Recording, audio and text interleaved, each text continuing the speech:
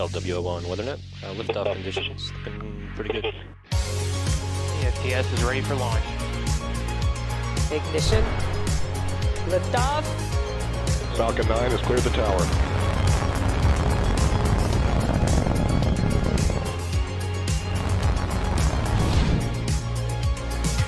Ten, 9, 8, Side booster ignition. 6, 5, 4, 3, 2, 1.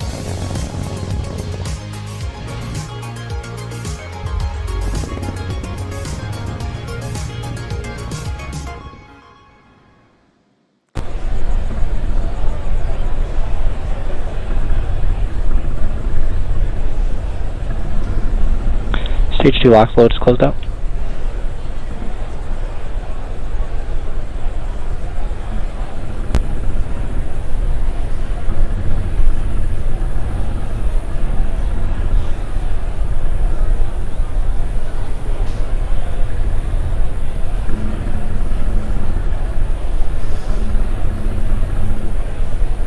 Gas close out to starting.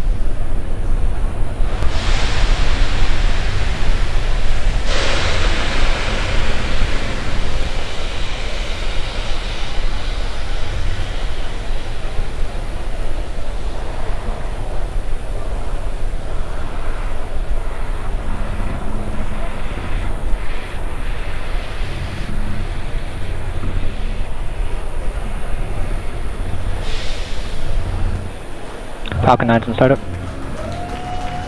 Dragon isn't started.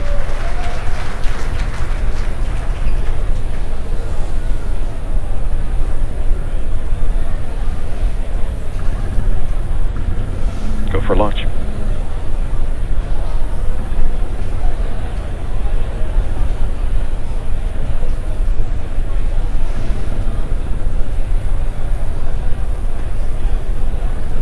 T-minus 30 seconds.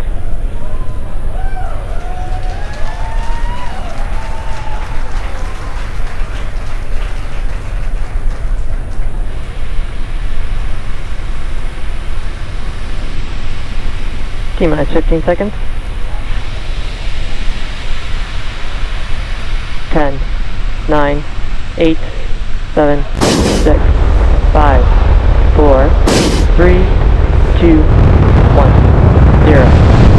Ignition. Liftoff.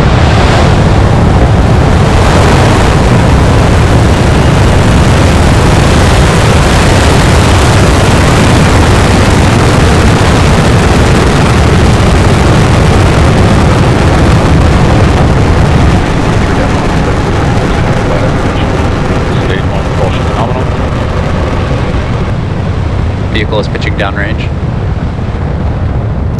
And there is successful liftoff of Falcon 9 carrying our 18th resupply mission on a Dragon spacecraft to the International Space Station.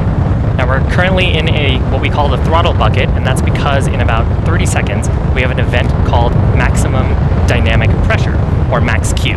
That's the point where the vehicle experiences the highest aerodynamic stresses. So what we do is we bring down the engines a little bit, pass through that point, and then throttle back up once the atmosphere continues to drop off above that point. Vehicle is experiencing maximum aerodynamic pressure. So now we're through that point of maximum dynamic pressure.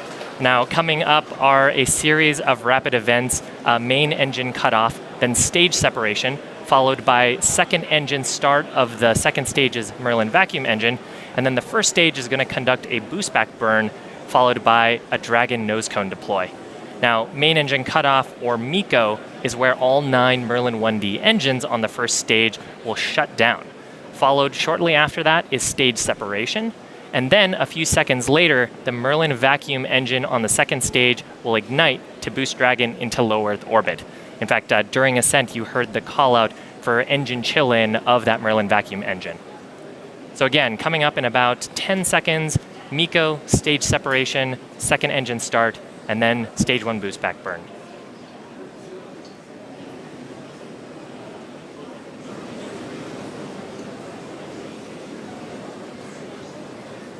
MECO. Stage separation confirmed.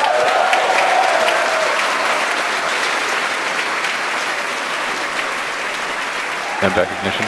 Stage 1 boost back startup. And you can hear the cheers behind me. You're looking at a successful start of the Merlin vacuum engine on your right screen and the boost back maneuver on your left-hand screen of the first stage. Shortly here, we should have nose cone deploy off of Dragon, and we may be able to see that on the right-hand screen.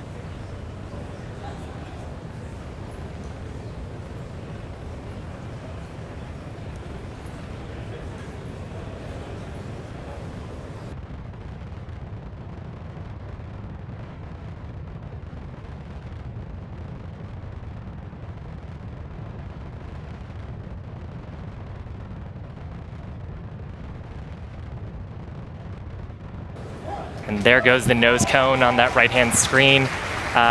We no longer need it now that we're out of the densest parts of the Earth's atmosphere.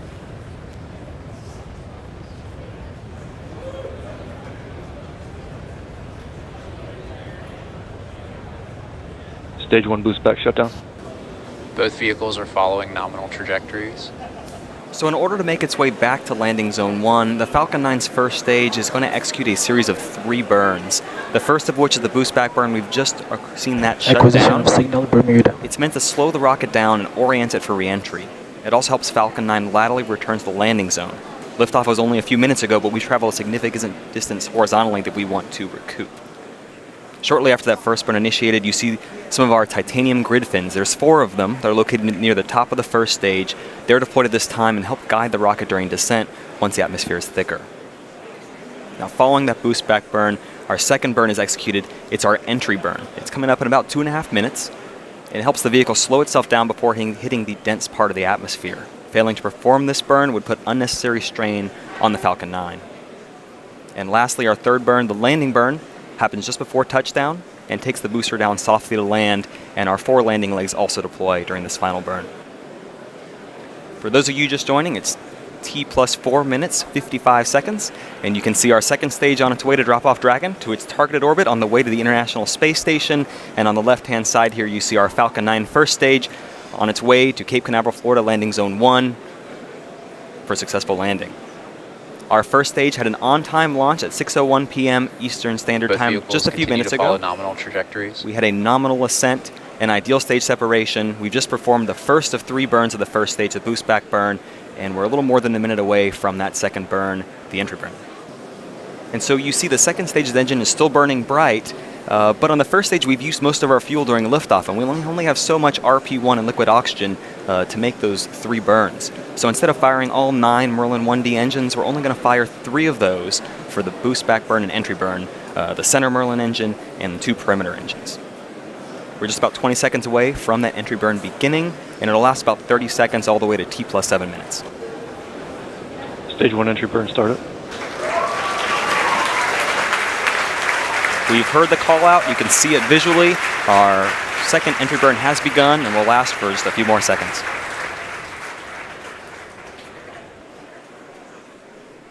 Stage 1 entry burn shutdown. 2 burns down, 1 to go. The landing burn is our Both last vehicles burn. continue to follow nominal trajectories.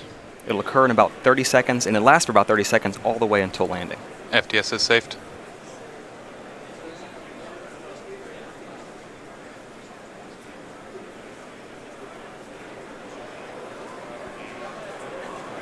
You can see Cape Canaveral coming into view. In terms of fuel conservation, we only fire 1 Merlin engine on this final burn. Engine number 9, the center engine. Stage 1 entry transonic.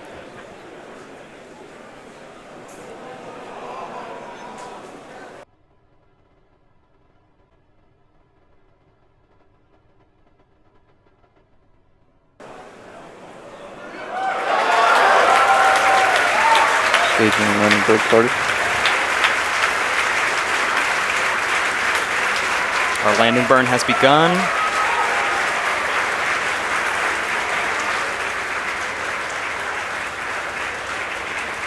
Stage 2 has entered terminal guidance. You see the landing legs are deploying.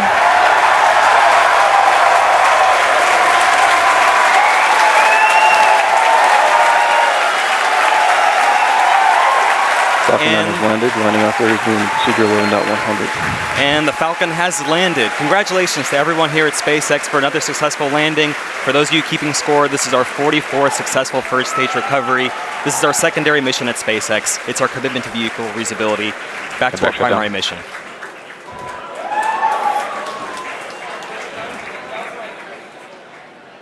So back to our primary mission. Nominal orbital insertion. We just had secondary engine cut off, and you just heard the call out for a good orbit. That's fantastic. That means that Dragon and the second stage are in low Earth orbit around the Earth. Now, the second stage does have one last major task for today's mission, and that's commanding separation of the Dragon spacecraft very shortly from now. We should have video of Dragon separation from the top of the second stage. And that's what we're looking at the moment. Okay, so shortly here, and now that camera view at the top of the second stage, that looks into Dragon's unpressurized cargo portion.